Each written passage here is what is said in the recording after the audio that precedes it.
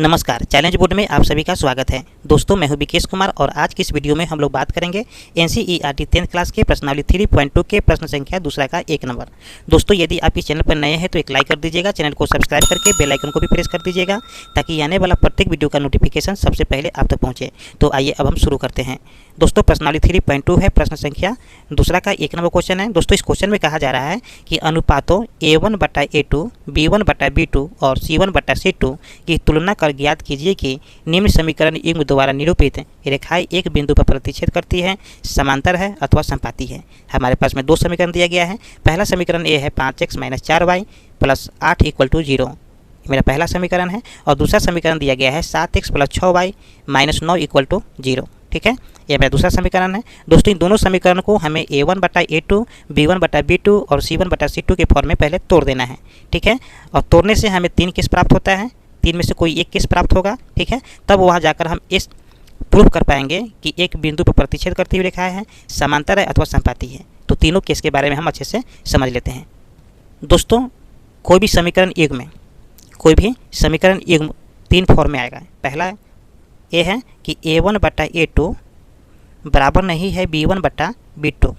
इस प्रकार के फॉर्म में अगर आए तो इस प्रकार की रेखाएं जो है प्रतिच्छेद करती हुई रेखाएं कहलाती है। ठीक है, कौन सी रेखा कहलाती है?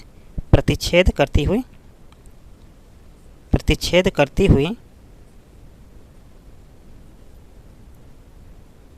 रेखाएं। ठीक है, प्रतिच्छेद करती हुई रेखाएं होती हैं। और दूसरा केस ये है कि जब A1/A2 बराबर B1/B2 बराबर C1/C2 अगर इस फॉर्म में आए, ठीक है, तो इस प्रकार की रेखाएं जो है संपाती रेखाएं कहलाती है। ठीक है, संपाती रेखाएं कहलाती है। ठीक है, और तीसरा केस ये है कि तीसरा केस में अगर इस प्रकार से दिया हो कि A1/A2 बराबर B1/B2 बराबर नहीं है C1/C2, अगर इस फॉर्म में अगर आ जाए, ठीक है, तो इस प्रकार की जो रेखाएं हैं समांतर रेखाएं होती है। ठीक है, इस प्रकार की रेखाएं समांतर रेखाएं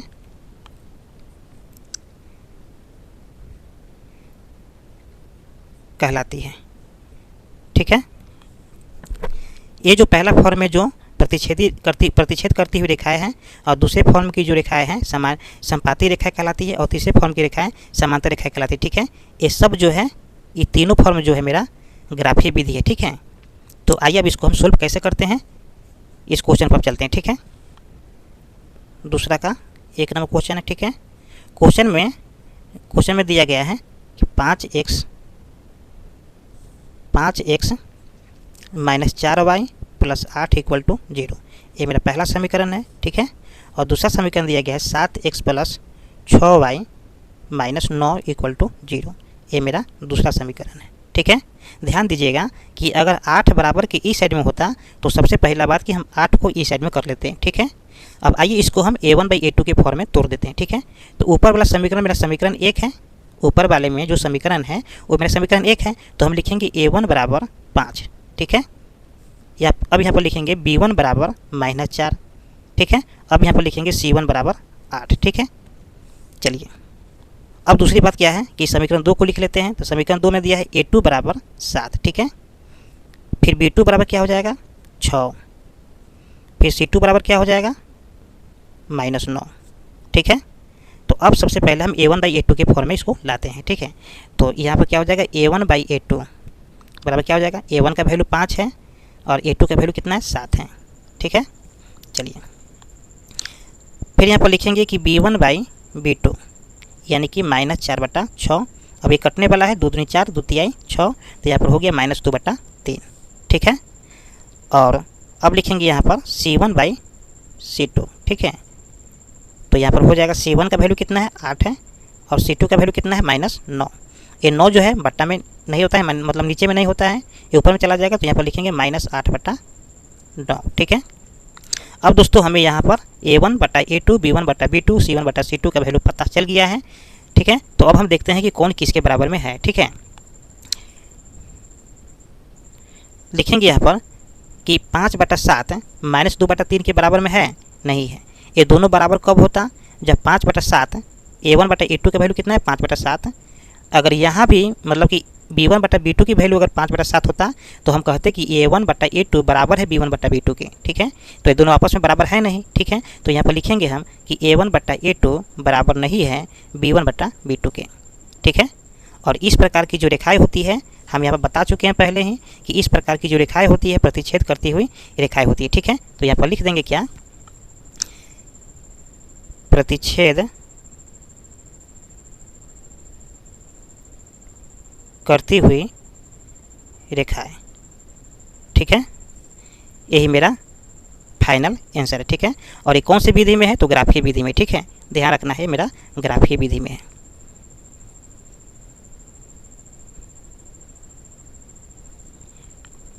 ठीक है, ग्राफीय विधि में प्रतिच्छेद करती हुई रेखाएं, ठीक है।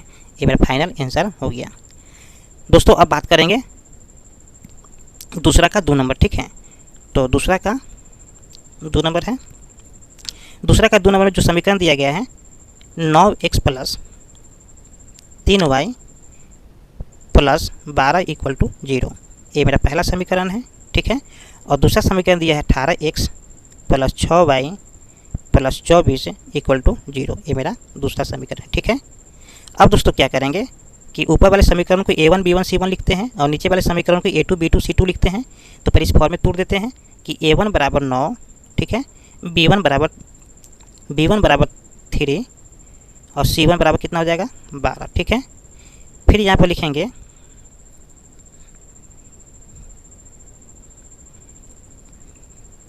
A2 = 18, B2 = 6 और C2 = 24, ठीक है। अब दोस्तों क्या करेंगे यहाँ पर कि A1/A2 B1/B2 और C1/C2 के फॉर्म में तोड़ देते हैं, ठीक है। तो यहाँ पर लिखेंगे कि A1/A2 बराबर क्या हो जाएगा 9/18, यानी कि 9 दूना 18, यानी कि 1/2, ठीक है। अब दोस्तों क्या करेंगे यहाँ B1/B2 के फॉर्म में लाएंगे, यानी कि 3/6 कट जाएगा यहाँ पर, यानी कि 1/2। फिर यहाँ लास्ट में क्या लिखेंगे कि C1/C2, ठीक है।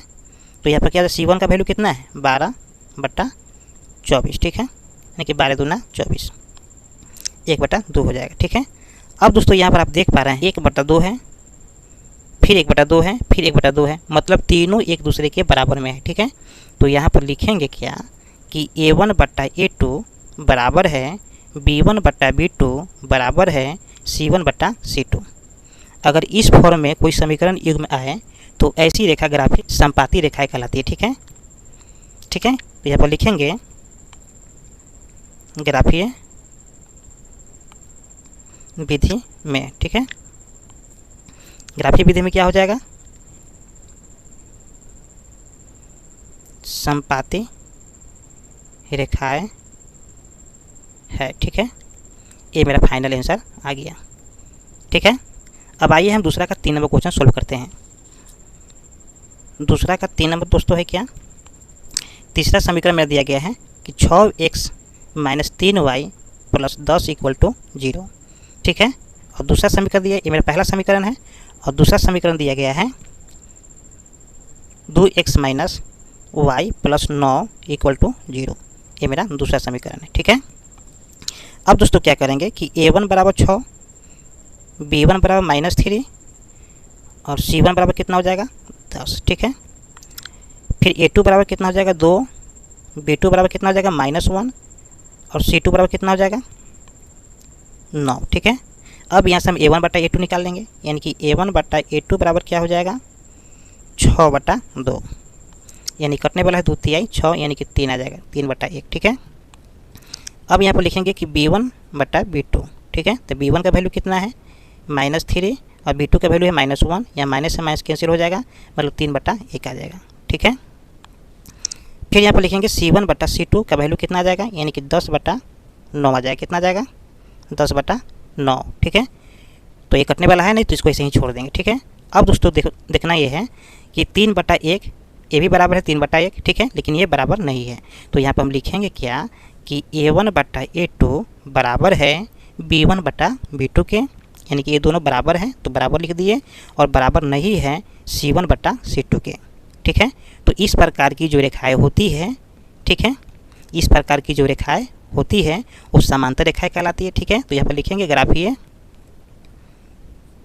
विधि में, ठीक है, क्या लिखेंगे, ग्राफीय विधि में 3/1 बराबर है 3/1 और बराबर नहीं है 10/9, ठीक है। ये कौन सी रेखाएं कहलाएगी, तो ये समांतर